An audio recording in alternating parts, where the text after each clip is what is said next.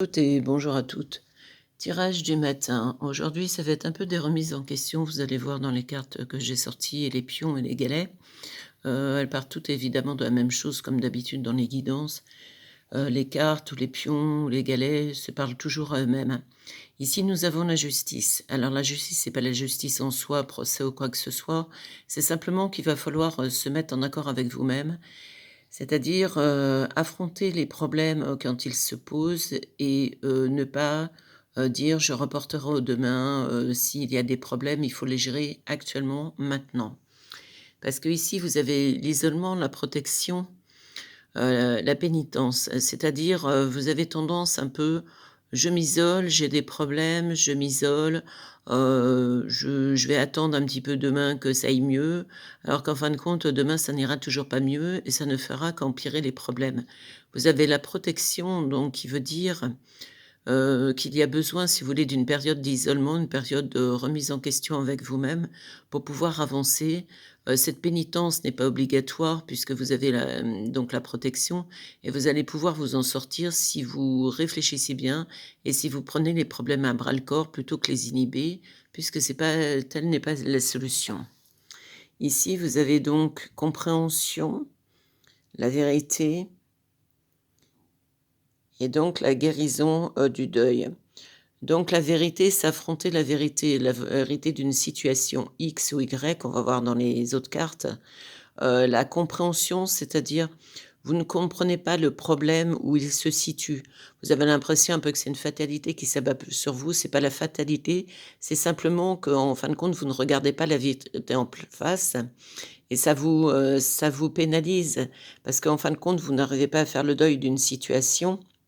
Alors c'est pas un deuil en soi, c'est le deuil d'une situation.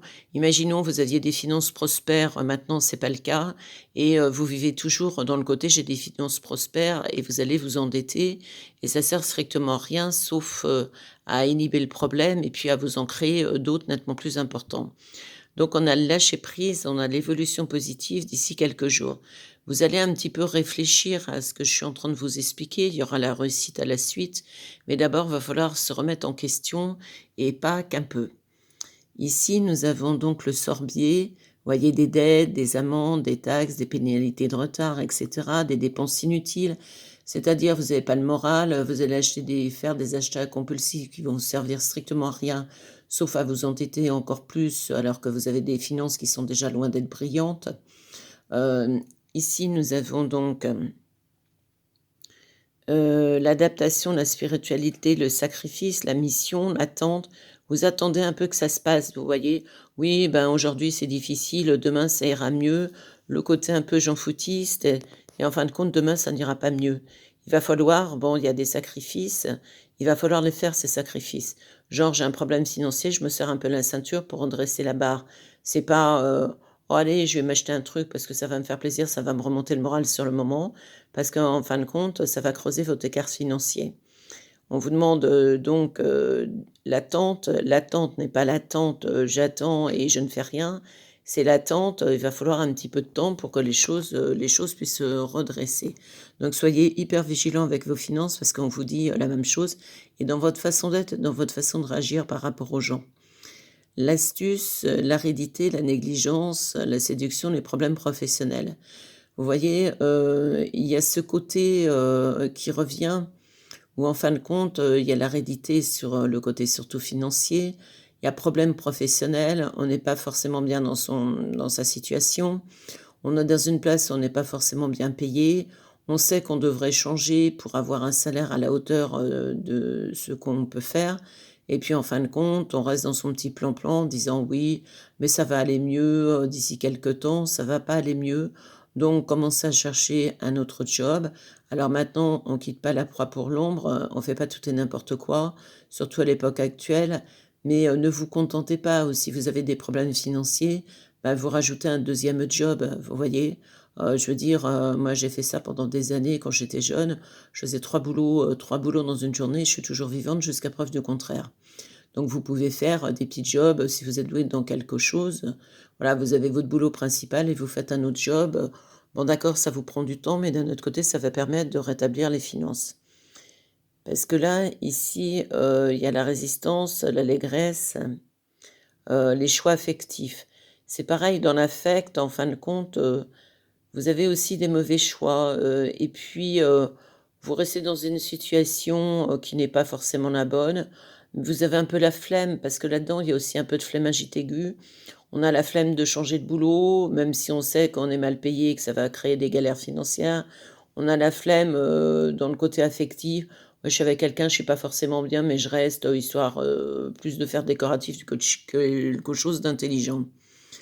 Ici, on a le mûrier, on a l'égoïsme, le fatalisme, et donc la jalousie et l'obsession. Donc si la jalousie servait à quelque chose, ça serait déjà depuis longtemps. Vous avez plus confiance dans votre partenaire, quittez-le ou quittez-la. Ça sert à rien d'être jaloux, obsessionnel, je veux dire: «Je flique, où il était, qu'est-ce qu'il a fait, à quelle heure?» Parce qu'en fin de compte, ça vous tue complètement le moral. Déjà qu'il y a des problèmes financiers, il y a des problèmes, dans le relationnel. Et on n'avance pas avec ce genre de situation. La jalousie n'a jamais servi à rien. Ça peut être aussi la jalousie dans le côté, par rapport à ce que les autres ont. Oui, je veux la même chose, genre je m'achète une super voiture, mais en fin de compte, je m'endette et je peux pas payer mes factures et ça me met dans une galère financière pas possible. Alors ici, il va falloir harmoniser parce que, vous avez la sécurité, il va falloir travailler sur l'estime de soi, parce qu'il y a une notion de dévalorisation, vous voyez? Ça vous amène des émotions fortes, des gros coups de mou, je me remets en question, mais pas forcément de la même question. Je prends des initiatives, mais qui ne sont pas forcément les bonnes. Enfin, en ce moment, c'est un petit peu du tout et du n'importe quoi, surtout du n'importe quoi. Là, il y a l'obscurité, le manque d'harmonie, la malchance, les mensonges. Donc en fin de compte, cette obscurité, c'est vous qui la créée, c'est personne d'autre. En prenant des mauvaises décisions, en n'ayant pas les idées claires, en faisant un jour j'avance, le jour je recule, je fais n'importe quoi avec mes finances, je suis jaloux obsessionnel, par rapport à quelqu'un qui est pas la bonne personne, parce que quand on est avec la bonne personne, on n'est ni jaloux ni obsessionnel. Là, on se dit: «Ouais, j'ai de la malchance», et cetera. Mais c'est surtout vous vous mentez à vous-même. Arrêtez de vous mentir à vous-même, c'est pas de la malchance, c'est simplement des mauvais choix que vous avez faits, faut les assumer à un moment donné, parce qu'autrement on est complètement dans un truc puéril et c'est pas le but de l'opération. Vous êtes grand majeur à vacciner jusqu'à preuve de contraire. Là, manque de fiabilité, légèreté, froideur, doute, insatisfaction. Donc, vous êtes insatisfait, mais en fin de compte, vous ne faites rien pour être satisfait. Et c'est bien là le problème. Donc toutes les cartes, en fin de compte, vous disent exactement la même chose. Arrête de faire des mauvais choix, assume tes mauvais choix, réfléchis pourquoi tu as fait ces mauvais choix et peut-être que tu auras la solution à ton problème. Parce que ici, on est nettoie ton aura parce que là, en ce moment, les chakras, c'est carrément l'apocalypse. Donc vous faites soit aider par quelqu'un, soit vous le faites vous-même si vous savez le faire. Parce que c'est très important tant que l'aura n'est pas alignée, ben, en fin de compte, on porte des trucs qui sont lourds à faire et qui vous plombent complètement dans les actions. Ici, on a le regard divin et on a, donc la liberté. La liberté, c'est de reprendre le fil de l'histoire, d'arrêter de dire: «J'ai la malchance, j'ai la guigne» et cetera et vous allez voir que ça va bien simplifier les choses. Voilà, je comprends mes propres limites et je les accueille avec sincérité et humilité. J'accepte d'apprendre, j'oublie qui j'étais hier et je ne sais pas qui je serai demain. Je m'efforce d'être clair avec moi-même et avec les autres. Je crains plus de me donner à fond aux situations que je traverse et je décide de devenir honnête avec moi-même. Vous voyez, les cartes, elles parlent clairement. Donc, on accepte de se remettre en question et d'apprendre. On essaye de se propulser, sur ce que l'on veut. On se donne aussi les moyens de l'avoir et on efforce d'être clair avec soi-même. Parce que si on n'est pas clair avec soi-même, on n'est pas clair avec les autres. Si on n'est pas clair avec les autres, en fin de compte, ça vous amène des doutes, ça vous amène des mauvaises fréquentations, des mauvaises relations, ça vous amène un travail qui vous intéresse pas parce que vous avez fait des mauvais choix et cetera. Donc c'est vraiment le tirage de remise en question, totale et cette remise en question, il n'y a que vous qui puissiez le faire. Si vous n'arrivez pas à le faire toute seule, cette remise en question, que vous êtes en plein burn-out, et ben, tout simplement, adressez-vous à des professionnels compétents qui, eux, arriveront à remettre les pendules à l'heure. Parce que là, vous avez, la la stabilité, femme, humour, bonheur, c'est-à-dire entourez-vous aussi de gens positifs. Parce que là, vous avez des fréquentations qui ne sont pas positives, ni dans le côté affectif, ni dans le côté travail, ni dans le côté choix. Et qu'est-ce que ça vous amène? Ça vous amène une frustration perpétuelle qui vous empêche d'avancer, sur le bon chemin. Donc c'est un tirage vraiment de remise en question, mais de bonne remise en question, puisqu'ici, si vous avez, les bons choix en fin de compte, la justice, tout se remettra d'aplomb et vous cette période un peu, grisonnante, sera loin derrière vous parce que vous avez quand même la protection et qui vous permettra de prendre les bonnes décisions.